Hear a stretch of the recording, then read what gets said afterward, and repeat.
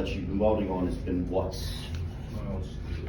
Bingo. Okay, be a little bit more specific. What kind of miles? 836. That is the grade, yes. Which again, if you know the grade is great, but a lot of times they're not so much worried about the grade. They're worried about what? Is it consumer? You're on the right side with the shape. There we go, the thickness. Okay, because again, the length and the width changes a lot of times. In general, you use the same thickness material over and over and over again to build certain projects, okay?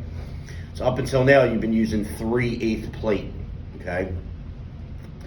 So for those of you who have done TIG, you know that the coupons, once you get the TIG, get a little skinnier, okay? These are 1/4 inch plates, okay? Again, it's still the same base metal, it's still both 836, but obviously if it's thinner, in general, thinner material needs less heat and or less filler, okay?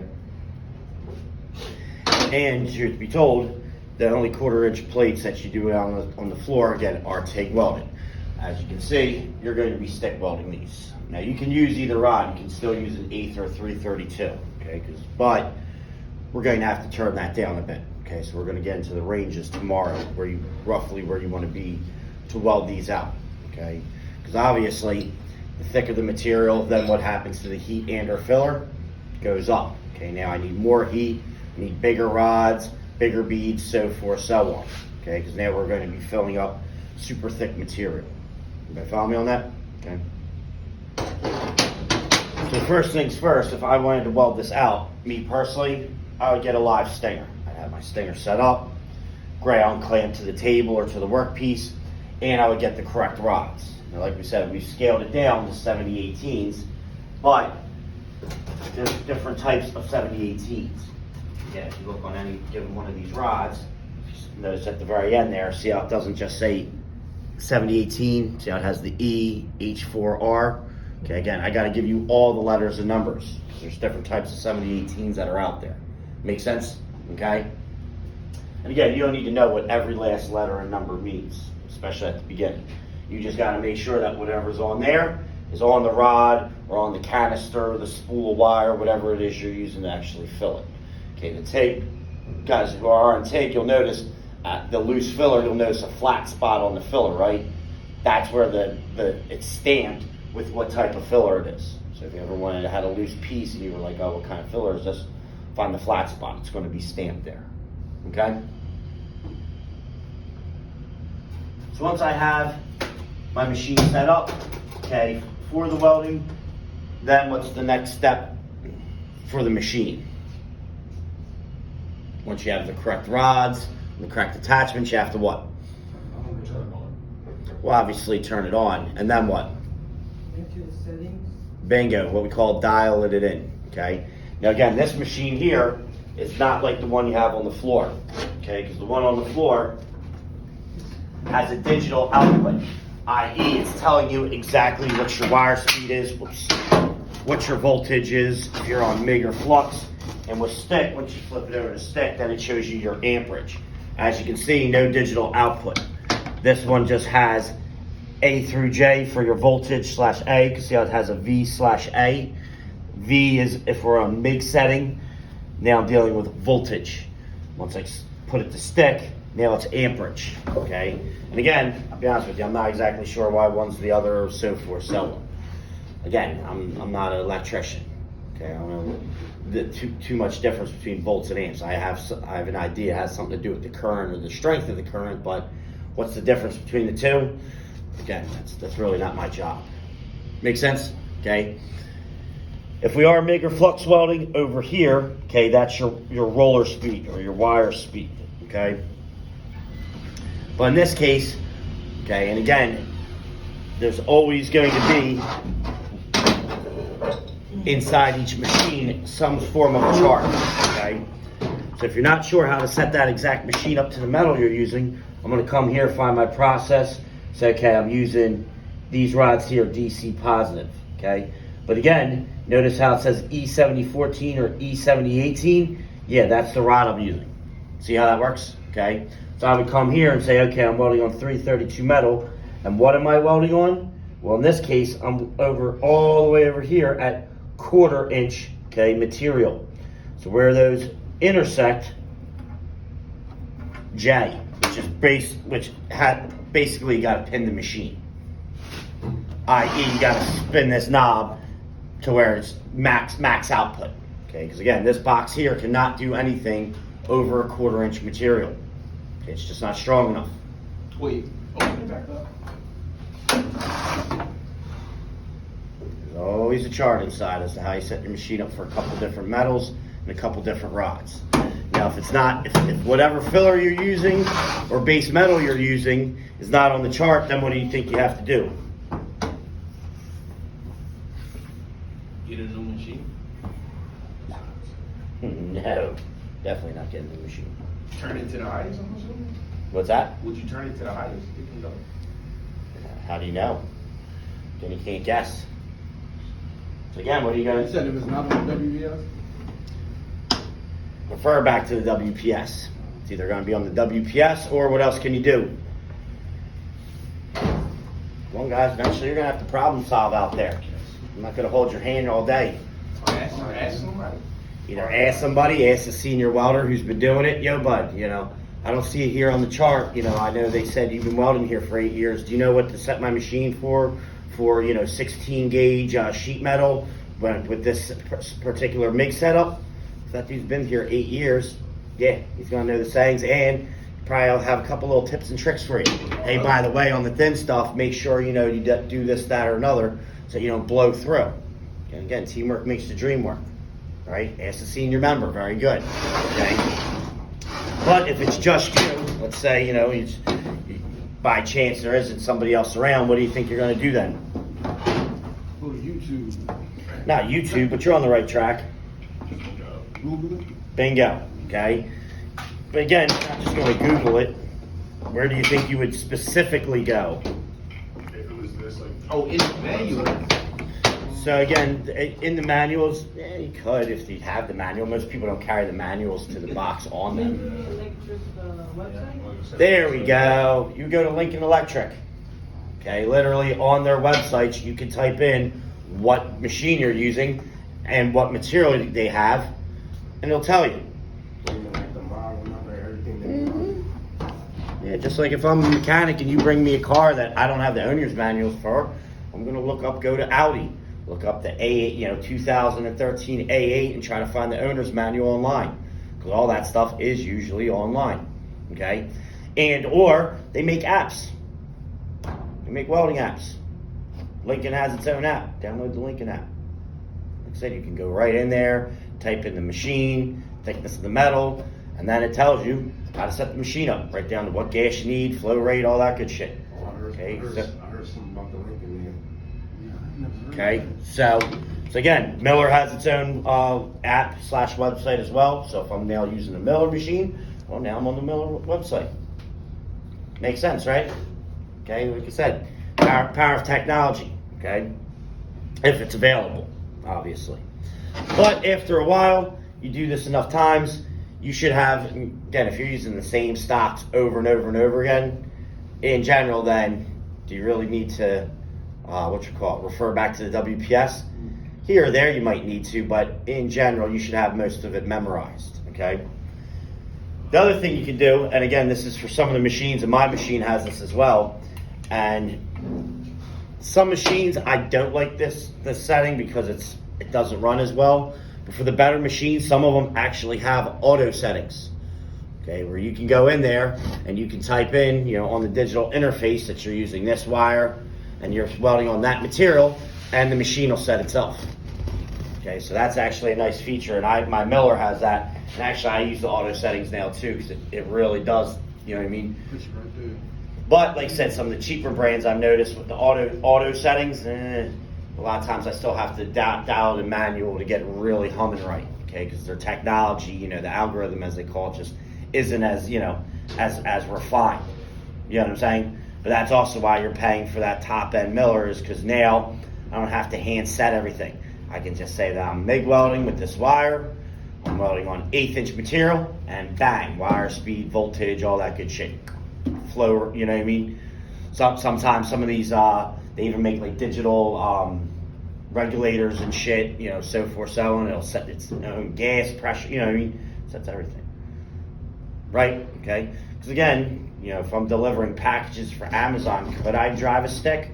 Yeah, you could, but that's kind of, you're starting to stop a lot. It's going to be a nightmare, right? That's why pretty much all delivery vehicles, they have automatics now. You just put it in drive, just drive to where you got to go. When you get there, put it in park, deliver the package, and it's again, just ease of use. It's unnecessary to really have a manual stick shift. You know what I'm saying? Okay, so like I said, some of these TIG setups that, you know, the one thing Bob was saying, he was like, yeah, you got to manually dial in and you're hitting a lot of buttons to get the machine tuned right. Okay, because there's a lot, you know, there's pulse MIG, pre-flow, post-flow with the gas. You know, sometimes you got to what we call purge the pipes, so forth, so on. So the WPS then, that's going to be a lot longer. So a lot of these machines, you can't just, you know, hit a button or two and you're off and running. Or like I said, with MIG welding, yeah, it's pretty, you know, the ER70S-6 wire we use on the floor, that's a pretty straightforward wire. You really don't need too many different settings. So you can put that spool in there, hook the tank up, put it to what thickness metal you're working on, the machine does the rest. No, not to go off top. Somebody was telling me about post-MIG. Like, what does that consist of? What is it? What's this? Post-MIG. I mean, I know it's after you do MIG, but what does it consist of? Are you saying pulse or post? Post-MIG. So again, it's not post MIG, it's post flow. It's the flow of the gas. Sometimes before you start TIG welding, before you actually start dipping, you gotta let a little bit of gas flow into the crevice to keep it pure.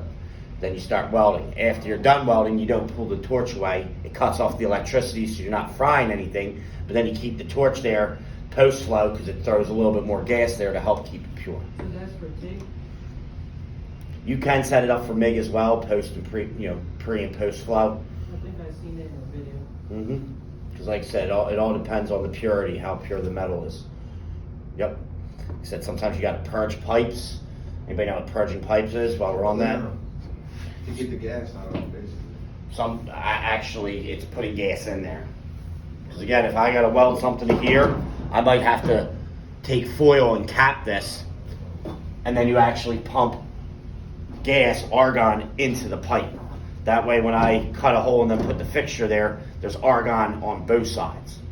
Because if you don't have argon behind the weld, it can get contaminated inside the pipe. Yep. Okay, so actually that's purging the pipe. You're actually getting rid of air and anything else that's in there. Okay? Why else do you think you might need to purge a pipe? What else do you think you might need to get out of it? Bingo. Okay, again, if we're going to be redoing a water main, well, obviously I can't have moisture, any water behind there, because once I strike the arc, porosity and or rust. Because obviously if it's mild steel and it's moisture and or rust in there, well, we got to get that shit out of there. Okay, and again, that's why that one company, the Australian company, I've seen a lot of them, they use a lathe that basically with a cutting disc that goes inside the pipe and will, any rust, any contaminants, clean all that out. Make sense? Then they purge it with gas just to make sure any other impurities, anything else, gets out of there before they start welding it up to keep everything pure and strong. Yep. So like I said, some of these WPS sheets and some of these procedures to get, you know, the steps leading to welding can be pretty long. Okay, devil's in the details though. If you don't prep the metal right, you don't use the right gas, you don't clean the metal up correctly, yeah, you're gonna have bad results. Okay, does anybody know what else you can use to clean metal with that potentially down the line you will? And this is basically acids and or acetones. Okay, something that's, you know, for some aluminums, you gotta use basically an acid to get any impurities off. That's the other thing that's a pain in the ass with aluminum, is it has to be super, super clean. If there's any contaminants, there's any little anything on there, and you try to TIG weld it, Ball up. Rusty, stuff. well again, aluminum never rusts. It's more, again, the way it behaves though, when you start welding it though, it has to be super clean. Right down your brush. If you have a brush that you've been working on mild steel with, especially if you've been doing, you know, stick or something, can't use it on aluminum. It'll contaminate the metal and or the welds. What about a wire wheel? Same thing. You need fresh discs, you need fresh wire wheels, you need fresh anything. If you used it on any other material, it's not going to work out right. Okay, and that's why aluminum's a pain in the ass to deal with. Not only is it kind of a pain in the ass to weld, but handling it and or keeping it clean, that's half the battle half the time. Make sense? So in this situation, obviously I put my stinger in here, pin it. Obviously I would have my ground clamp, which I'll do tomorrow when we do the actual first welding demo, and then obviously turn it on.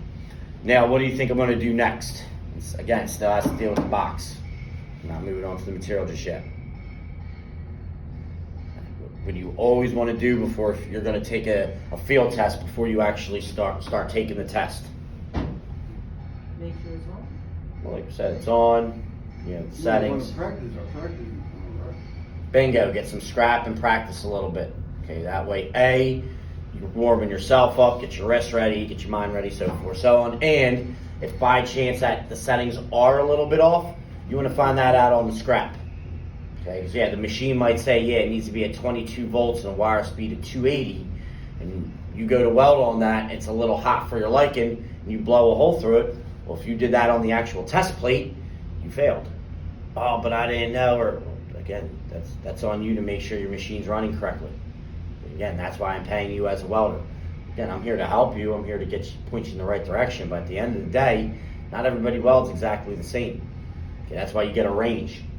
Okay, again, for the 3/8 plates, we recommend you don't go over below 105.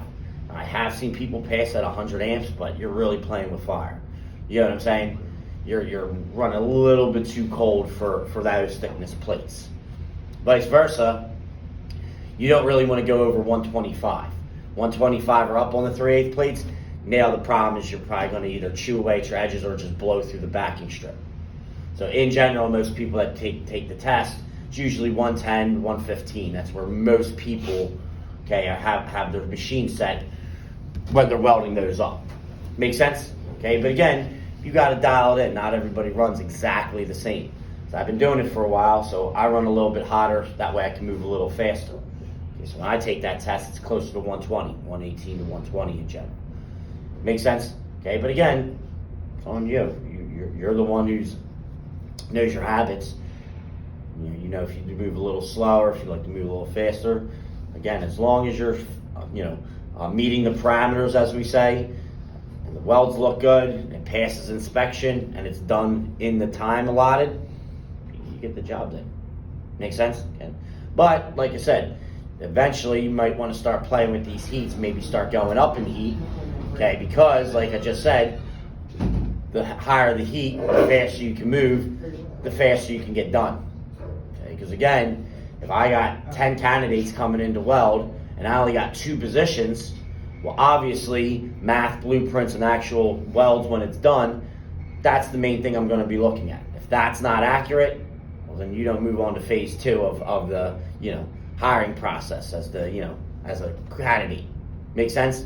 But if I have 10 candidates that all scored, 95 and above on the math and blueprints, welds look great, well, again, now we got to start, splitting hairs, as we say. So it's one of the first ways that we're going to, separate who's still in the running and who's not. Well, time purposes. If I gave you 3 hours to do it and 5 of the candidates barely made it, we're talking turning it in at 2 hours and 58 minutes kind of shit, where you got a minute and a half left. You know what I mean? Yeah, you still made it, but if these 5 guys over here did it in 2 hours or less, you're going with whoever did it correctly and who did it the fastest. Make sense? Okay, and there's other aspects, who on the interview process or who do we think is going to be the best fit for the team. They're going to take into account other things, but outside the actual, okay, again, you got to eventually be efficient. Does anybody know what efficiency is? How quick you are? So speed is one of them. Be specific. Consistent. Well, you're on the right track, consistency, but it's more about accuracy. Okay, it's accuracy times which also goes hand in hand with consistency and the time purposes. Like I said, if I need 10 mufflers, you got to consistently crank those mufflers out. So again, you're doubling back and you're grinding out things. You have to recut pieces because you set them. You know what I mean? Again, it happens to the best of us where, a piece here or there, I'm not going to worry about it, especially if you're new. But again, it's every time you put a weld down, I'm hearing that grinder go off.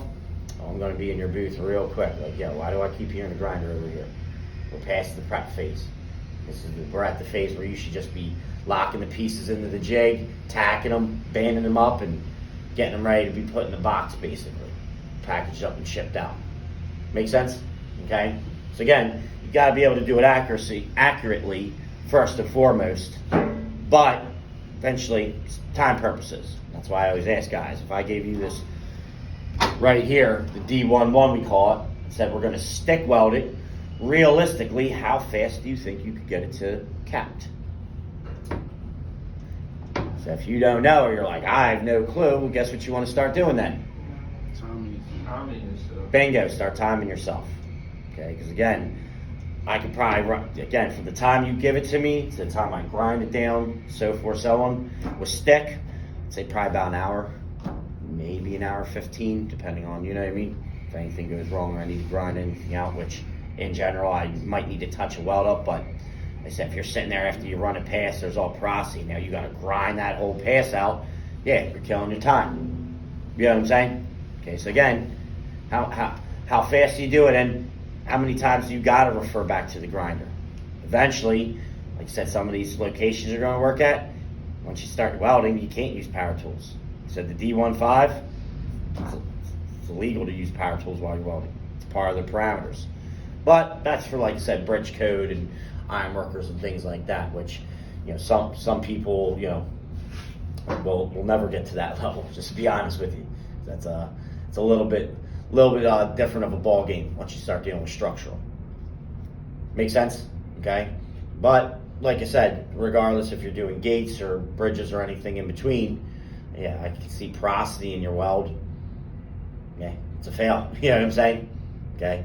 So, but, you know, like I said, if you can use a grinder, okay, you can use it here or there, but like I said, they're evaluating you as a total candidate. I'm making notes. Candidate has to has to back grind his weld on every pass. That doesn't look good. Now when we're splitting hairs to see who gets the 2 jobs out of 20 candidates. Does that make sense? Okay, where again, you come in, you rock it out. Yeah, once or twice they need to get their grinder to just clean up the slag in the corner real quick. You know, got it out, everything looks good. And you know, we gave them 3 hours to do it. They knocked it out in an hour 45 and everything looked great. Yeah, there's a very good chance you're getting hired. Like I said, you barely made the time limit and you had to regrind a lot, reset things. You're taking that into account.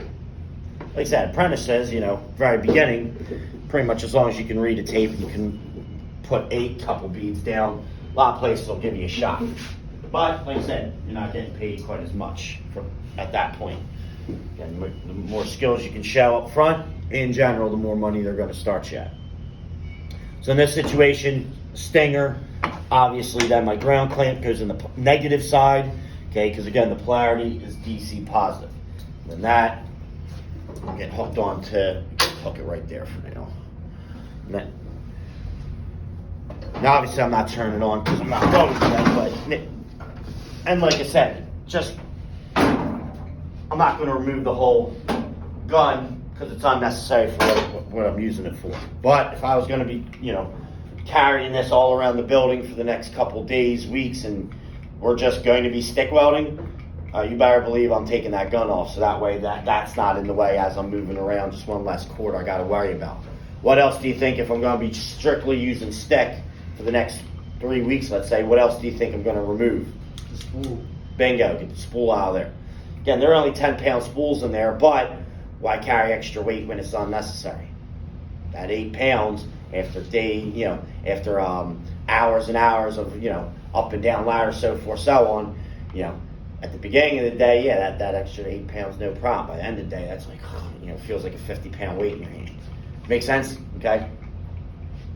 So once I have my machine set up, okay, dialed in, rods, so forth, so on. And while we're on the, well, I'm thinking of it.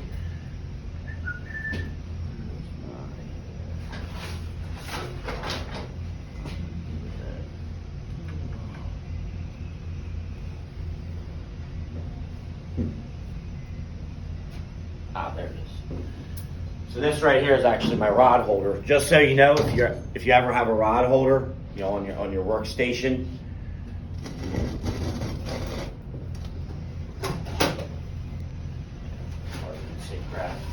grabbed a bunch of rods. Always put the end side down, okay? You never want to put the tips down, okay? Anybody know why? Because you can chip the look. Bingo, because as you're grabbing them or as you're moving this around and they're moving, you might smack some of the flux off there, which makes it a lot harder. That's going, there's no flux on the end there. So it's not going to matter, okay? Because that's what the part's going into the stinger, okay? Because you want the tips, what you're actually striking with, you want them to not be getting all cracked up and you know what I mean, so forth, so on. Okay, so you always want to put your, with the nub side down, as we say, or the stubs, you know, whatever you want to call it. ASN, I've heard, so forth. So, make sense? Okay? And real quick, just while we're on that, same thing when filling the rod ovens. If you're going to be filling the ovens, don't drop them down like that. So if you drop them in the oven like that, you're cracking all the flux off. Okay, so if you're ever filling the rod oven, same thing. Now the ASN goes straight down that way when it hits the bottom, okay? Nothing's cracking off, okay? And real quick, anybody remember why you gotta keep 7018s in the oven? Because the air contaminated. Bingo. It's not so much the actual air, it's the moisture in the air, okay? Because there is a little bit of moisture in the air, especially this neck of the woods. It's getting hot now. What goes up to? Humidity. If it's real humid, you leave them rods out even for a couple hours, it can start to contaminate them. Okay, they'll start rusting, you'll start breaking down the fluxing agent, so forth, so on. Vice versa, 6010s, you don't put them in the oven because the fluxing agent on the outside, the heat will actually start to break it down. Okay, so 6010s, no oven. 7018s, in the oven. Make sense? Okay? And like I said, that'll be part of your WPS sheet and or the directions from your supervisor. So again, if we're setting up a job site where we're going to be welding in a building for the next, couple days, weeks, whatever, well, we might need 6 different types of rods. I'm going to dictate to that, write down and or dictate that to you, put it on your blueprints, and or tell you, hey, 7018s I want in the oven. Maybe there's another rod that is in the oven, so we have 2 ovens. I want 7018s in this one. Again, I'm just making up numbers. I want the 8096s, you know what I mean? They need to be in the oven. I want that in that oven. These 2 or 3 rods over here, they don't need to be hot. So just put the canisters in front of the ovens. Make sense? Okay, and again, it's on you then to follow along as to which ones go in the oven, which ones stay out, and so forth, so on. Okay, staying organized is a big part of this. Make sense? Okay? So I have my rods, got my machine set up, okay? Obviously, I would grab some scrap, probably pull a weld or 2, instead of make sure it's dialed in correctly. Like we said, you're warming yourself up. The other thing you're doing is if this machine hasn't been used all day, hell, if you had to go get it from the stock room, it might not have run for a couple weeks. The other thing you're doing then is actually welding the machine up. The machines have a transformer in there. It's kind of like your car. In the dead of winter, do you just want to put the key in and just start driving? No, that's not good for the car. You want the engine to warm up a little bit, right? Because then it runs properly. Same thing with these machines. That's the other reason we want to pull a couple practices, i.e., first and foremost, make sure it's dialed in right and get yourself right, but also to warm that machine up. After you run a couple passes, in general, the machine's humming. That's when you get your best results. Make sense? Okay? So now the machine is set up. Now, what's the next step? Piece to the puzzle, as we say. Prep your materials. So again, now if we need to obtain and or prep our materials. Now, like I said, here in the shop, we already have everything pre-cut for you because we're just making sure that you're mainly working on your practicals, i.e. working on your technique to get to the qualification test, right? But out there in the field, that might not be the case. So in this case, the plates are 6 inches wide, 1/4 inch thick. And you're gonna have a sheet, in general, they come in 10 footers. So it might be on you to either use the chop saw. Again, some of these places, you might need to know how to use the CNC machine. If not, again, we're gonna train you on that. But again, anytime you can't use a tool or you've never used a tool, more training is involved. In general, I'm not starting you as much, and now I know, now I'm gonna have to spend 9 months with this person to really get them up and running. Or somebody comes in, they're like, yeah, I've used drill presses, so if we're selling, again, I can test you out on that. That might be part of the test. Which power tools can you can't use? Can you get an oxyacetylene system, crack a torch on and do some torch cutting? So we do a lot of torch cutting. Like I said, that might be part of the field test. Okay, and again, some places, I said, if you can't do all aspects, okay, fine, we're gonna apprentice you, and like I said, we're gonna start you at 15 an hour. Or if you can complete all the aspects, you can do everything start to finish, yeah, now we're not apprenticing you anymore. You're ready to go pretty much. We're only gonna need a week for you just to get you up and running for what we specifically do and the products we build. Make sense? But all the tools and techniques, you already got them. Make sense? It's like going back to a chef, you're an established chef. Well, if you already know all the techniques, you got the knives, you got that, now I just got to show you the ingredients and show you the menu. You know what I'm saying? I don't have to show you how to, julienne a potato.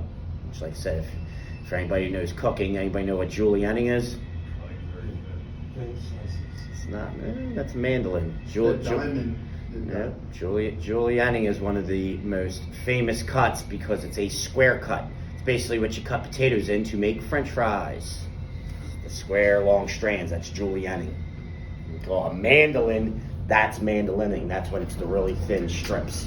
Again, that's a different technique though. Okay? But truth be told, that's why they're got the nickname French fries, is because the technique of julienning them into the actual, squares, the long squares, is a French technique. So again, over the years, the slang, that's why they were called French fries, because it's a French technique of prepping the potatoes before they were frying them to serve with the burgers. So over the years, like I said, that's how the slang started. But like I said, if you've never done, worked in a kitchen, a high-end 5-star restaurant kitchen, and heard some of the terminology, well, like I said, now we got to apprentice you and show all you the techniques, as well as how to, make the menu items for the customers, right? Okay, so same kind of concept, okay? So, in that situation, we might use a torch, saw, laser, whatever, but then in this situation, I need to cut 2 coupons, 1, 2, okay? And then whatever's left, obviously, you would put back on the wall, okay? Again, don't just leave materials just laying around. Okay, yeah, if you want to just prop it up right next to you or something, right, fine, okay? But before you leave, clean up, okay? If you leave that workstation a mess, got grinding shavings all over the ground, whatever pieces, you cut and it was left over just kind of scattered off, to the side, grinders everywhere, welding nubs all over the table. Again, I'm evaluating you as a total candidate. Candidate did not clean up their workstation. I had to spend 15, 20 minutes cleaning up after they left. That doesn't look good on you. Right? Okay? So in general, as soon as I'm done with a piece, especially if the stock wall's right there, I just put it right back on the stock wall. Okay? Make sense? Okay, that way it's out of my way, and now I know I don't need it anymore. So in this case, 6 inches long, 2 inches wide, 1/4 inch thick. Those are the dimensions. And like we said, we're using A36 mild steel plate. And to create 1 T-joint, I need 2 coupons, okay? And obviously, as you can see start, it says centered.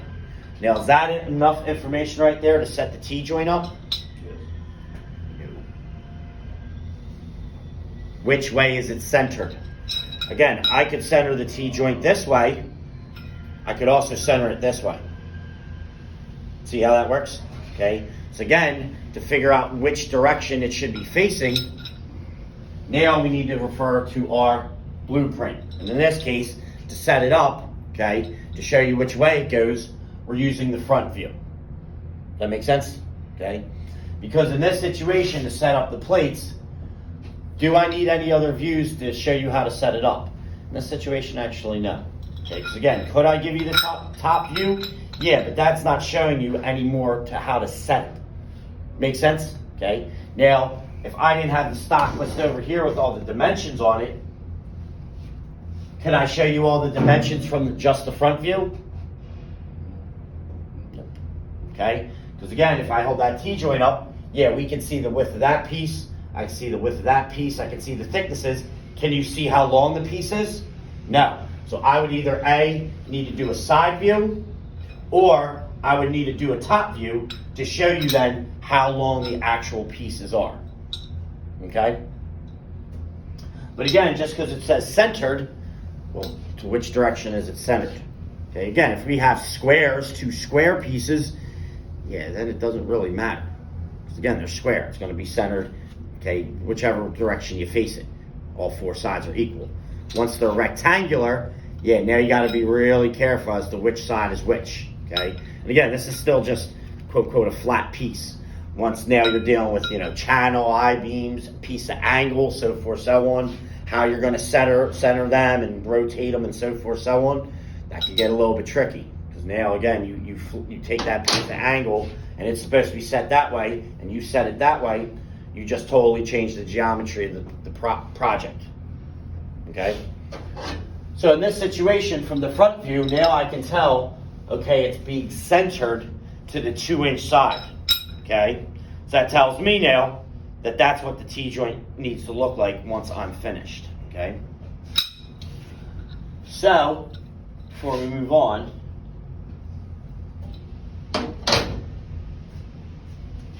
what's the total height of the T-joint then once we tack and weld it together? 2.25. Bingo, okay? So remember, that's where the terminology gets a little funny. To find out the entire height of the unit, I'm adding the thickness of my base plate to the width of my stem. Make sense? Okay, because again, side to side, that's the width of it. But once I turn this piece and I rotate it that way, now the width is setting the height to whatever it is I'm setting. So again, that's where the terminology gets a little funny. Okay, so if I said to you, what dimension is that to? Most people say, oh, it's the height. Yes, it's the height of the T-joint, but I'm asking you what dimension is it to the actual piece. Plate doesn't have a height. It's a length, width, thickness. Those are the only 3 options. You say height, well, makes sense? Okay? So in this case, the height is, total height is going to be 2 1/4 once you're complete. Great. So, now that I understand that, what do I have to do before I can tack and weld it? Bingo, okay? And again, be more specific. You can't just say clean it. How am I cleaning it? Taking the mill scale off. Again, be as specific as possible. Buff the mill scale. You're not buffing it. Grinding. There we go. You're going. Okay, so again, if somebody said be as specific as possible, tell me every last aspect to this. Okay, what I would tell them is that I used a 4.5-inch Metabo grinder with a grinding disc on it to remove the mill scale of the base metal before welding it. See the difference? Oh, I cleaned the metal. Okay, how'd you clean it? You know what I'm saying? It's like me saying, well, how'd you clean the car? Oh, well, I cleaned it. How'd you clean it? You know what I'm saying? Again, be as specific as possible. Make sense? Okay, the more details you can give, the better off. And like you said, in this case, the size of this grinder is actually 4.5, because that's the diameter of the discs that go on there. And the brand is a Metabo. Okay, because again, not all brands are created equal. If you say to me, oh, I got a grinder, and I ask you what kind of grinder you have, and you say a quarter cable, I'm be like, oh, okay. Now again, you're just starting out. Okay, yeah, you're just got out of school. You're not making money yet, right? So yeah, you went to Harbor Freight and got $20 and got a little grinder. But you're a 5-year vet and you're claiming that you've done installations and you got all your own tools. And I ask you what kind of tools you have, and you basically got Fisher Price tools. I'm gonna be sitting there like, is this dude really Craftsman? Like I said, you show up with a tape and it's one of the little dollar store plastic, shell johns. I'm gonna be like, what the fuck is that? Like I said, I'm looking for something that's hardened plastic and or metal. High quality. Bingo. Okay. Again, that's part of eventually being a welder fabricator. Is not only you have tools, but you have good tools. You know what I'm saying? All my tools outside my grinders, which are Metabo, are all DeWalt's. Because DeWalt is some of the best tools on the planet. Okay. If you use them correctly, they will last you a lifetime. I literally have drills that are 7, 8, 9 years old that work perfectly fine. Make sense? Okay? And that also is, what else does that tell me then about you as well? Not only if you have good tools that you've had for a while. Bingo, okay? Because you're maintaining your tools. Like I said, if you're not maintaining your own tools, I said, I tell you, you got to bring your own grinder. And it's some little piece of shit one. It's all beat to hell. I'm be sitting there like, yep, this person gives 2 shits about their tools. Well, guess what? You're going to give 2 shits about my tools. And a lot of my tools in the shop are thousands of dollars. Anybody know how much a pneumatic drill press goes for? $10,000 to $15,000.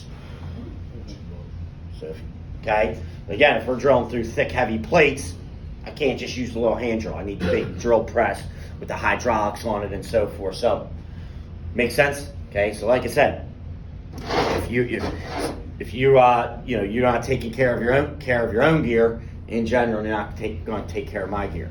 So, I have a friend of mine who, again, going back to cooking, he was a executive chef, eventually restaurateur. He opened up a couple restaurants. What do you think's the first thing he used to check if anybody came and wanted to get a job from him with him as a chef? With their hands and So not just that. Yes, they made sure that they had the role, but take it a step further. What do you think he asked them? Experience? What's that? Experience? If you didn't have experience, he wasn't talking to you for the executive chef position. What kind of tool? I mean, what kind of... Yeah, that's part of it. That's nice knives, like I said. That you're not showing up with old Walmart knives. You got Wusthofer, or Dow Strong, something. How long do you have? Mhm. Uniform. Cooking equipment. Okay.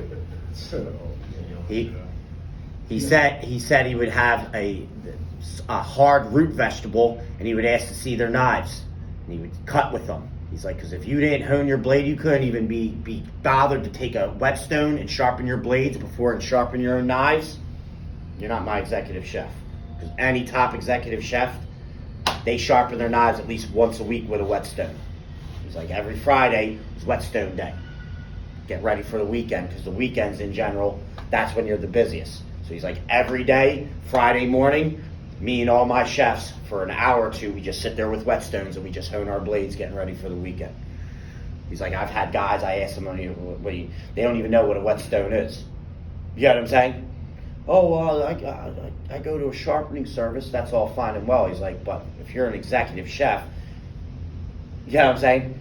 You're supposed to be the dude. You should be able to sharpen your own knives. You shouldn't have to rely on somebody else at that point. Yeah, you're a sous chef who just got out of school and you're just learning the trade or whatever. Yeah, you might not be able to, perfectly hone it. Like I said, if I'm looking for an executive chef who has 7 to 8 years of restaurant experience opening restaurants and shit, you can't get a honing post and or a whetstone and sharpen a blade. It's like, I don't want you as my executive chef. Again, it's the finer details that make or break you when you're 5-star restaurants and you're trying to get Michelin stars and James Beard awards and shit. Make sense? Everybody follow me on that? Okay. So as welders, okay, what do you think I might see if you're keeping outside your power tools? What specifically am I going to make sure that you're got? What's that? That's a hand tool. PPE. There's always one tool that, again, if guys claim they're welders. Oh, yeah, tape measure. There it is.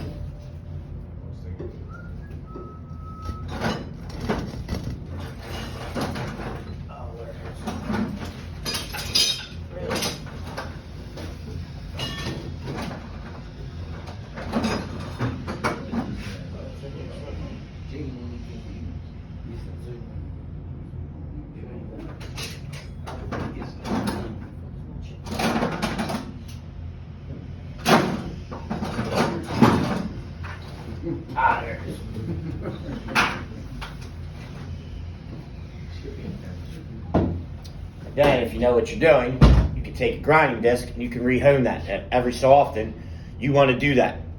Because once this gets too blunted, if you're trying to chip slag, you're actually not chipping the slag out. Okay, it's too blunt, impacts. You can actually start putting little cracks in your welds. Okay, so every so often, you want to take this, take your stone, flip it over, and again, there's a proper way to then hone it to a point.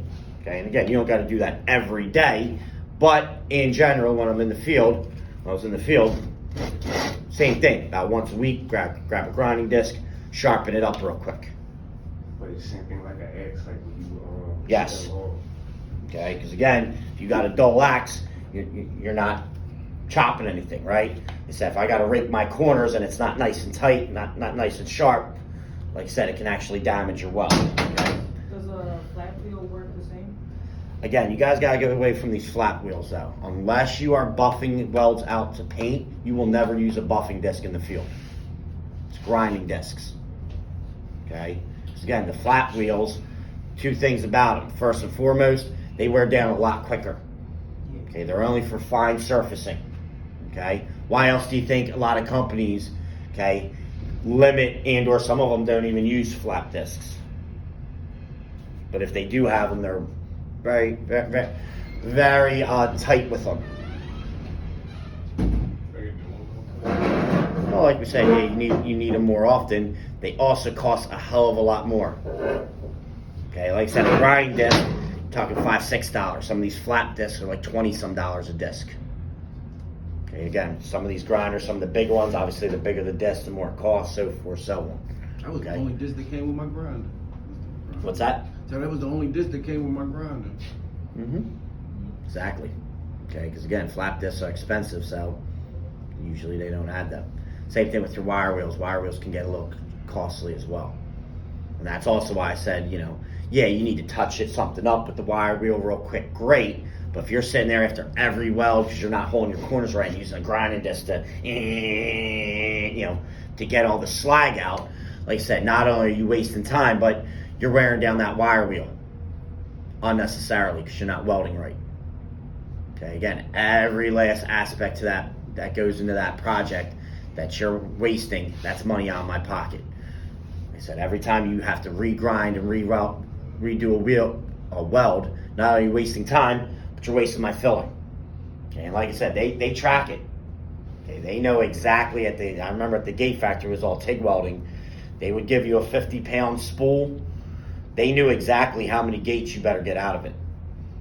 Okay, so if they figured out that on a 50-pound spool, you could get 18 gates, again, at the very beginning, if you didn't get all 18, you got 16 or 17, all right, you're right there, which is your first or second week. But after that, you're not hitting your quota, you're regrinding, you're reusing material, yeah, that's what they'll get you out of there real quick, okay, because you're wasting my money, you're wasting my materials. Make sense? Okay, so I tell guys, learn how to use a grinding disc and how to use it quickly and efficiently. Okay? Again, being able to strip the mill scale without gouging the material. Some people say, oh, with the grinding disc, I gouge the material a lot. All right, we'll start practicing your grind technique so you stop gouging the metal. Because in the field, you can't say, oh, I need a buffing disc, because if not, I'll gouge the material. No, you're not. You're going home. Just being honest with you. Okay, because if the protocol says that you use a grinding disc, you only use the buffer at the very end to buff your welds in the corners for, to prep for paint. When you don't get a buffing disc outside of that. Okay, I said if you're there to take a test, the D15, you have to use a grinding disc. You can't use a buffing disc. Okay, at the beginning to prep the metal. That's part of the test. Then after you're done welding up, now you have to buff your cap off because in the X-ray test, you have to buff the entire cap off. Then you're able to use a buffing disc. But until you get to the very end stage where you're just buffing the cap off to get it prepped for the X-ray, you can't use a buffing disc. Like I said, while you're actually welding with the D15, you can't use power tools, period. Make sense? Okay? So like I said, being able to use your tools when necessary, yeah, that's part of it. Okay? And you want to be able to do that. But, like I said, gotta be efficient. So in this situation, now that I have my pieces, my 2 coupons secured, we need to prep them. So we could do one of two things, okay? Obviously, if you really wanted to practice, could you strip the entire face? In this situation, that's not that big of a deal. We're just practicing, right? But in real life, you only grind where you're going to set and weld, okay? There's a couple reasons for that. Anybody want to take a guess why you only grind where you're setting and or welding? Bingo, okay? Because if you grind down a spot where you're not going to be welding, yes, it's going to rust there with mild steel. Very good. Why else do you think you're only going to grind where you're going to set and or weld? Time. Time purposes. I said, if I gotta weld this piece to the table right there, I'm not grinding this entire tabletop just to weld one piece down here in the corner, right? I'm only gonna grind right there. So now I'm over here grinding, just wasting time, right? Okay? And truth be told, there is one other reason for it. Why do you only grind where you set and weld?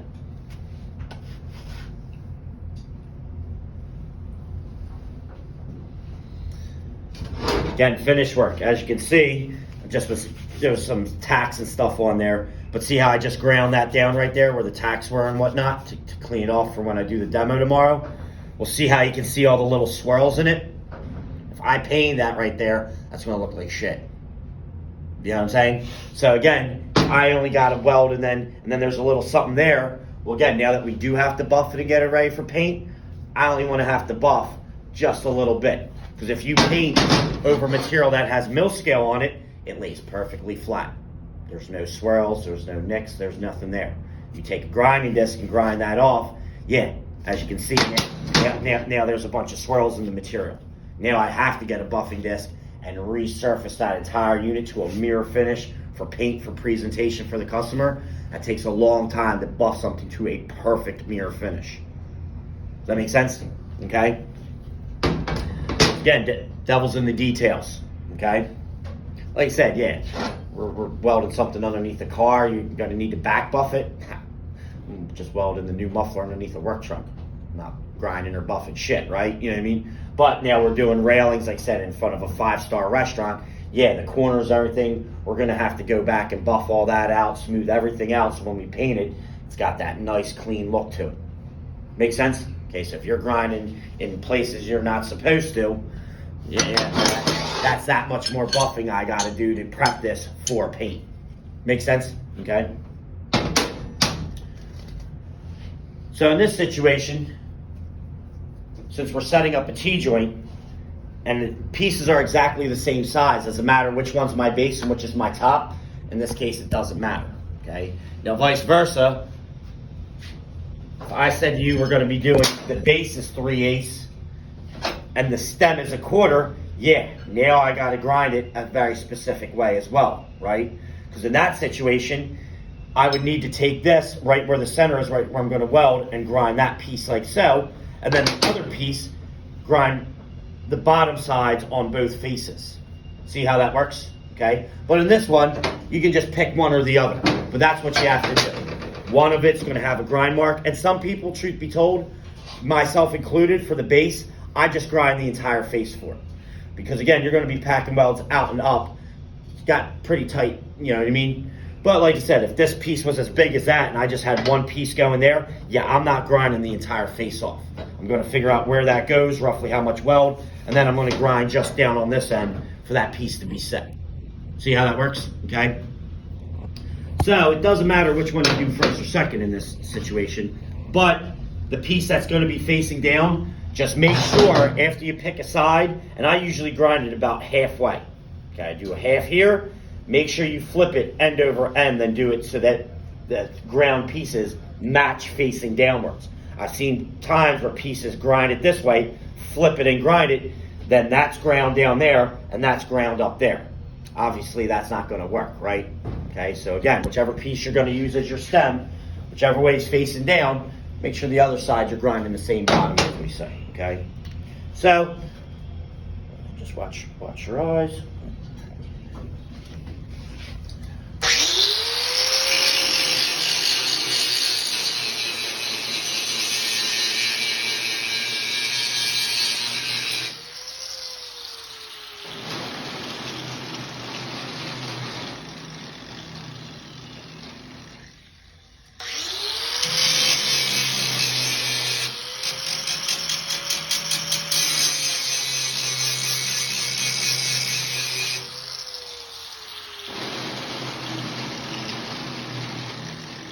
Make this piece, flip it end over end.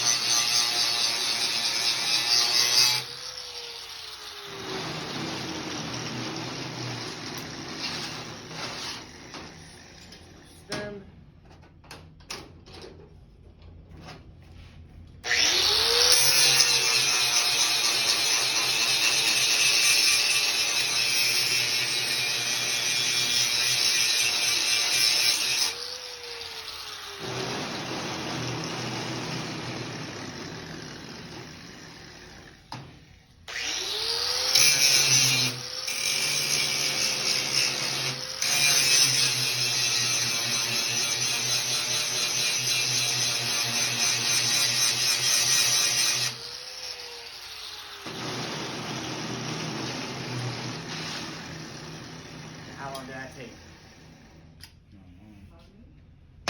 Not even 2 minutes. Now I'm ready to mark and set. So like I said, start learning how to use a grinding disc and use it efficiently. So like I said, some of these top paying jobs, the time increments you have to get from start to finish are real tight. So I said for $30 an hour, I can't have you sitting there spending 45 minutes just to grind down 2 or 3 pieces of cut and grind a couple pieces of metal. Make sense? Okay. So once I have it now, okay, prepped, now what's the next piece to the puzzle, as we say? So now we need to set our center line, okay, to line it up. Very good. So in this case, where does my center line go? 1 inch inside. Bingo. Because again, if the unit is 2 inches wide, 2 divided by 2 is 1. Okay? So again, now we're going to come here, my measuring tape, hook it, make a mark at 1. And again, always set a second point to make sure you're going perfectly straight across. Now, obviously, the other marks I made on the upright over there yesterday, I was using the L square. So if you have the L square, you can use that. But in this situation, what else could I use to draw this line straight? Very good. Okay, because again, if I have a perfectly machined edge, in this case, the CNC machine, you can just use the piece of material. And truth be told, that's what I would do. Okay, so then I would come here, make my mark like so, 2 marks. And remember, the Sharpie, the soapstone, whatever you're using to make the mark, that's what's got to go through the points. Don't put the material so that it's covering the marks. Okay, I've seen people do that, and then they mark it, and their marks are a little off to one side or the other. Okay, you want the tip, in this case, the Sharpie, that's what's going through the marks. Like so. See how that works? Okay, now in this case, could I jump to an 1/8? I mean, I guess you could, but it's unnecessary in this situation. Because as you can see, the thickness of the Sharpie is roughly the same size as the material, right? So in this case, and again, you do want it as straight as possible, but if it's just a little crooked one way or another, I'm giving you a tolerance. Make sense? Okay? But it's got to be pretty much perfectly centered. So from there, I would just come here and make sure that it traces the line, so that way I can't see any of the Sharpie. So when it's done, it would look like that. See how that works? Okay? Good. And then from there, okay, and again, I'll go down to the track torch table. If you ever noticed that track torch table, you know how the little ends that we can't get through the machine to cut with? Grab one of those, okay, after you get your coupons, okay, because you want to have your base plate stitched to an anchor plate, as we call it, okay, because if not, that base plate, as you weld it up, will literally start to curve. Okay, now again, if it moves a little bit and there's a tiny little bit of rock, again, you're going to get, okay, a little bit of tolerance. But as you can see here, see if I touch it, it doesn't rock. It's nice and flat. Again, you don't have that stitch to your base, that piece starts to curl. Well, if I go like that and the piece is like, that'll fail you just as quick. Does that make sense? Okay, because again, it's got to be a tight T before you start welding and after you start welding. Make sense? Okay. Final thing, and we'll go over this a little bit more in depth tomorrow, is once we have the pieces, I got this stitched to here. Obviously, I'm going to use my magnet to hold it in place. Then what do we have to do before welding? And to be more specific, and again, this is where I do need to have a top view. Got it right over here. Just gonna hand draw this. So the top view will look something like that. Okay. So again, if I put first tack right there, you want to put your second tack over here. Okay, because again, you don't want to draw the piece to one side or the other. Cross tacking. 1, 2, and then in general, I go 3, 4. Okay, and again, make sure your tacks are not at the very, very end. Okay, why not?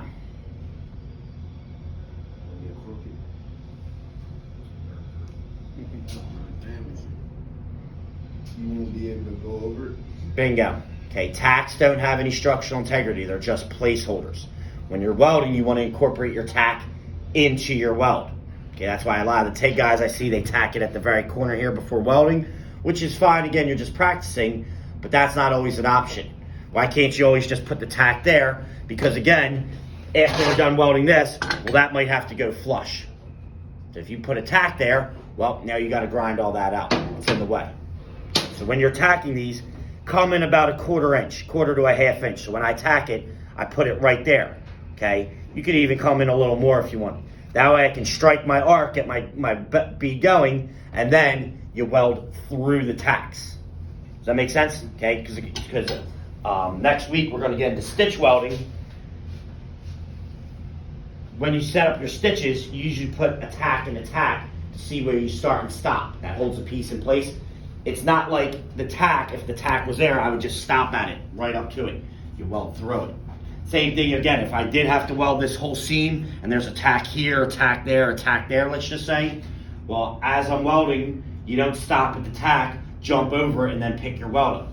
You weld through the tacks. Make sense? Okay? And this is also part of the process, is learning how to weld through them tacks, but still keeping the bead profile exactly the same. So when you get to the tack, what do you think you got to do then? Let off of it, or go faster. Just a hair faster, because there's already a little bit of metal there. And again, this is also just getting down to tacks. Sometimes I see people tacking up, and they have these huge, thick, chunky tacks, and I'm like, nope, not going to be able to get through them without having a hump there. So learn how to tack properly, where you're holding the piece in place, but it's not this huge glob there that you can't run through and smooth out, as we say. Again, happy mediums. Make sense? Okay, because you're putting too thick of tacks there. Now, between the two, I'd rather you be a little heavy-handed. What I don't want is you to be too light and the pieces start to move or crack as we're welding, right? Again, if the tack's a little bit too heavy, and it's happened to me before myself, where, oh man, it's a little too thick, or I took the rod, swirled it a little bit too many times, and this is why we have power tools. You know what I'm saying? I can take this grinding disc, if the tack's a little heavy, and shave that down right off the bat, or clean it up, as we say. Make sense? Take 2 seconds. Okay, but if we have 30 tacks and you got to grind all 30 down, again, now you're killing your time. Yeah, one of them's a little heavy, taking 2 seconds to shave it down. Make sense? Okay, and that's, again, that's part of the process. Like I said, there's a reason why every shop I've worked in, you have an angle grinder sitting next to you, because you're going to have to use it at some point in your career. You know what I'm saying? Again, if it's between being too heavy with your tie-ins, same thing. We have a plate we're doing, and we're welding along, and now it stops. You know how it has the tail, the flat spot? I'd rather you be a little heavy like that, because again, I can take a grinder and I can shave that little bit of excess off there in 2 seconds. If you missed it or you're low and there's a gap, we can fix that, but that's a lot harder of a fix. Make sense? Okay, again, it's always easier to take the grinding disc and have to shave it back a little bit. Once you're too low, you miss the gap, or the bead profile's too low, that's the harder thing to get around. Like I said, your tack or the weld's a little high, yeah, we might have to back grind that just a little bit. It happens to the best of us, but like I said, after every tack, after every weld, you're on the grinder for, you know what I mean, what seems to be forever. That's when you're gonna, you might be getting a tap on the shoulder, as they say, and being pulled up front for a discussion as to, you know, do you want to continue to be working here moving forward? Make sense? Okay? So like I said, tomorrow bring your helmets. I said I'm going to show you how to anchor it to the base plate, set it up, tack it, and or weld it. And again, we're going to go through the progression tomorrow and do the math for the welding symbols. Okay? Because like I said, you eventually, again, I'm telling you exactly the exact progression. I have exact chart for how you got to weld this out so you don't bend or move anything. Make sense? So down the line, that's not all going to be on there. I'm not telling you how many welds you need to put there and in what order, what sequence. You know what I'm saying? But again, that's for the more upper echelon jobs, because after 5 years, you should know, after I weld this and this, well, now I got to jump over here and weld this, because if not, I'm going to blow a hole through that because it's too hot. Make sense? Okay, or if it's real thick stuff, yeah, now I want to sit there and pack in more welds. Because again, in general, the thicker the material, okay, you don't want to let it cool too quickly. Once it gets hot, you want to keep it hot. So again, the 1-inch plates, you're not blowing a hole through a 1-inch. You know what I mean? Technically you can, but you really got to be over your parameters to blow a hole through a piece of steel that thick. But the problem then is lack of fusion, right? So after I get that root pass in, yeah, now I want to get my hot pass and my stringers in there immediately while it's still cooking. Or again, with this thin ass sheet metal, yeah, I might not even be able to put a weld in longer than that before I'm got potentially blow throughs. Now with sheet metal, you want to bounce around a lot more because the blow throughs can happen at any point. Does that make sense? So again, learning all that and all the parameters, that's part of the learning curve as becoming a welder fabricator. Is understanding how to set your machines right, use your tool rights, and like I said, keep it moving. Okay, because again, time is money.